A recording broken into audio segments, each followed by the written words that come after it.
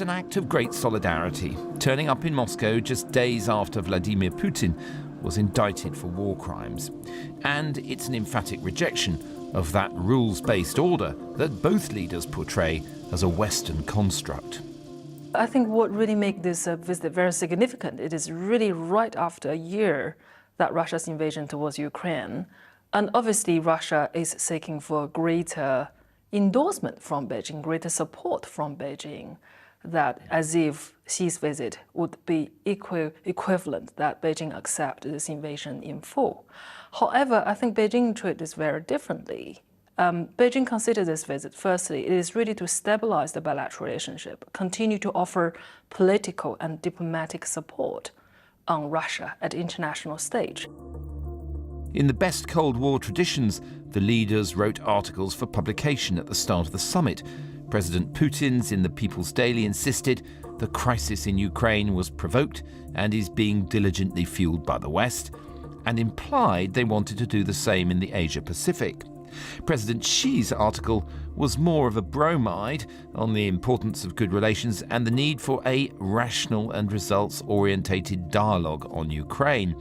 But while protocol presents an image of equals, the Sino-Russian power imbalance is growing. Everything that Xi Jinping says about the historic opportunity, about the decline of liberal democracy, about making China great again, it makes it very clear that China is the bigger power. You just have to look at the relative size of the economy. You have to look at Xi Jinping can travel around the world, go wherever he likes, and see whoever he likes. Putin is increasingly isolated. While Russia can still lay on an impressive honor guard, few think the Kremlin's recent military adventures in Ukraine have enhanced their reputation. And as the war grinds on, the Kremlin is relying on President Xi to help them obtain chips and other components for new Russian weapons. But as for actually furnishing Chinese missiles or other systems, that's not on the agenda this week. Well, firstly, let's look into the composition of this entourage for Xi Jinping.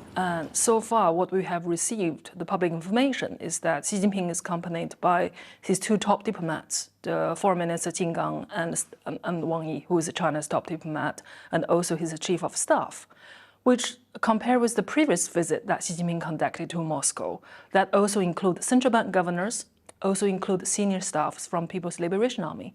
But this time, these people are not there. So obviously, I think any meaningful military exchanges are really off the table. If the composition of the Chinese delegation and recent proposal of peace terms suggests a desire on Xi's behalf to bring the Ukraine war to an end, can that possibly be serious? There have been no high-level Chinese visits to Ukraine since the Russian invasion, just the prospect now being touted by Beijing of a Xi-Zelensky phone call. Ukraine has been absent as a player. The war was caused, in the Chinese and Russian view, by NATO's expansion eastwards, by the United States. There was no mention of any will on the part of Ukraine at all. So even a call to Zelensky is a step forward. And so we have to pay some attention to the process to see if China is going to advance it seriously, or if it is going to be used as a cover for continued support for Russia, whatever happens. So for the talks to stand a chance of actually bringing peace, China's leader will have to shift position and put some pressure on Vladimir Putin outside the range of microphones.